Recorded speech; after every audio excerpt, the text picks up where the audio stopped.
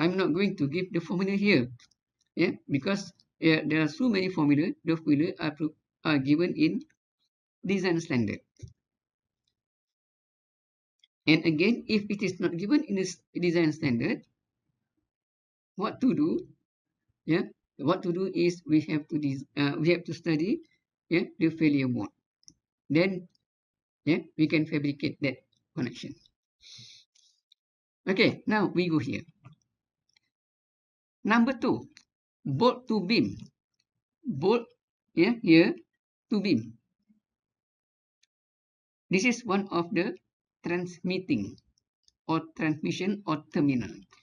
And then cleat to beam. What is cleat? This one. This is cleat. Cleat to beam. Beam web here. Because this web, if it is too thin, then it would not able to carry reaction. Then this web must be thick enough. But what is that thick? Again, the same answer. The thickness is based on the formula of restraining. The formula of resistance.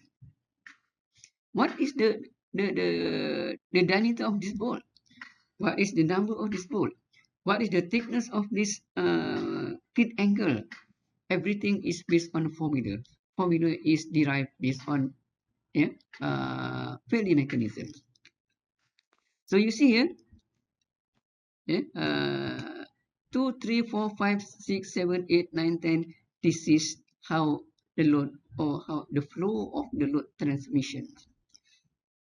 From beam here to this web and to the ground.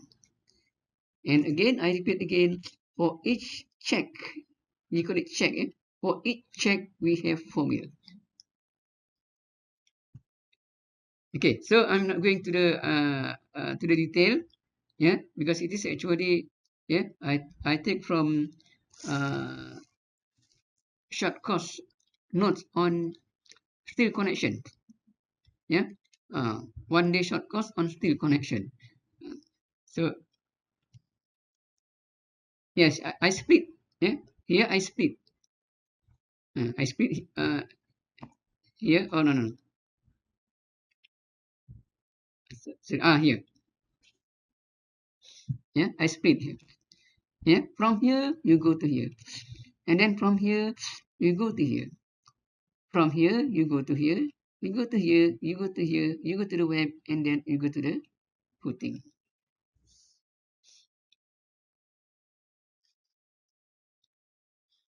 And again, why I repeat this slide?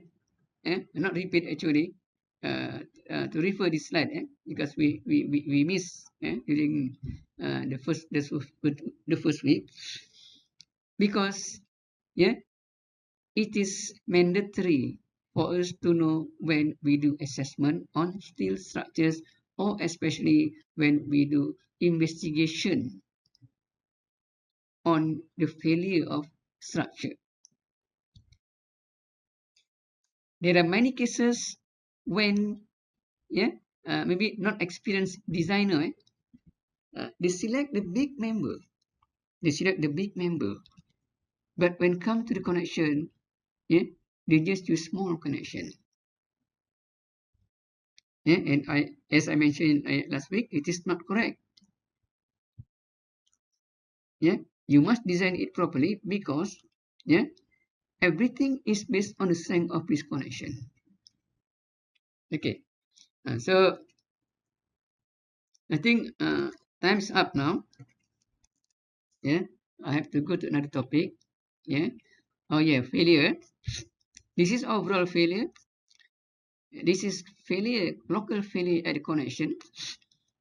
Again, local failure also at the connection here. This is what? Bearing failure. Bearing failure. You have a big structure, but you have small support. Small support with small cross section. Even though this support is very, very strong, but because of the cross section is small, then we will have very large bearing stress. Then when you have high bearing stress, then what happened? Local failure in terms of bearing, crushing or buckling here. This is the example of you have big structure, big member. It seems that impossible to fail, but you have a very small support, in terms of the bearing area. Okay, some more example. Here local failure. This is buckling failure. This is also this is failure of bolt. And here I think this is fatigue failure. Fatigue failure, which will cover next topic. Uh, so which one is important?